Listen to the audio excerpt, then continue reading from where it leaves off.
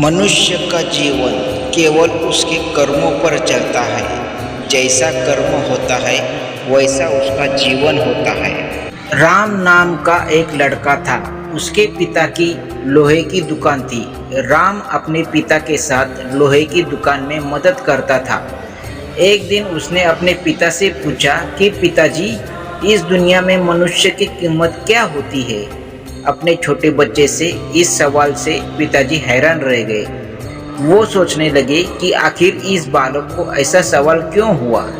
पिताजी ने अपने बेटे को कहा कि बेटा, किसी भी मनुष्य की कीमत को समझना बहुत ही मुश्किल होता है, क्योंकि उसकी कीमत अनमोल होती है। बेटे ने पूछा, वह कैसे पिताजी? अगर सभी मनुष्य की कीमत अनमोल होती है तो फिर कोई अमीर तो कोई गरीब क्यों होता है? किसी को कम सम्मान मिलता है तो किसी को ज़्यादा मिलता है। पिताजी ने अपने बेटे को समझाने के लिए कहा कि वो जो लोहे का बड़ा सा टुकड़ा पड़ा है ना, वो लेकर आओ। बेटा वो लोहे का टुकड़ा लेकर आता है। पिताजी उससे पूछते हैं कि बताओ, इस लोहे के टुकड़े की क्या कीमत होगी? राम बोलता है 500 रुपये।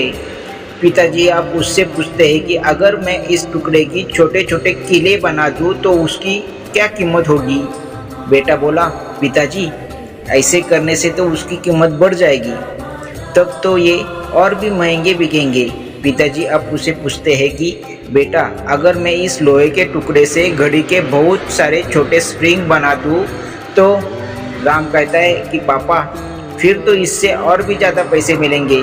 पिताजी अपने बेटे को समझाते हुए बोलते हैं कि ठीक इस लोहे के टुकड़े की तरह ही मनुष्य की कीमत होती है।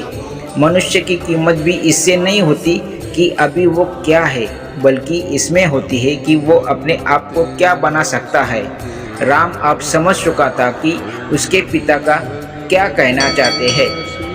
हम भी अपनी कीमत जानने में कई बार गलती कर देते हैं। हम ये नहीं सोचते कि हम अपने आप को क्या बना सकते हैं और हम अभी क्या है। हमें हमेशा अपने आप को सही साबित करते रहना चाहिए और अपनी सही कीमत प्राप्त करने की दिशा में आगे बढ़ते रहना चाहिए। इस शरीर का मोह मत करो, यह तो माटी है, माटी में मिल जाएगा।